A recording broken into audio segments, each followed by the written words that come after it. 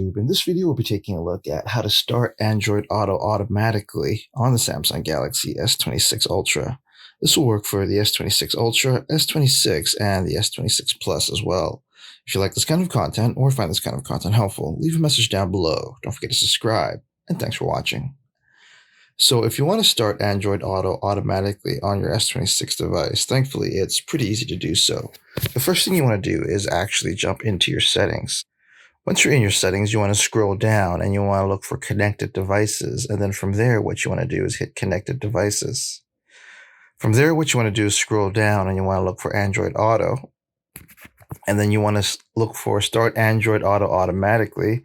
And then you can set this to always.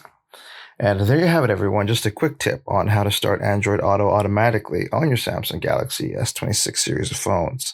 If you like this kind of content or find this kind of content helpful, leave a message down below. Don't forget to subscribe, and thanks for watching.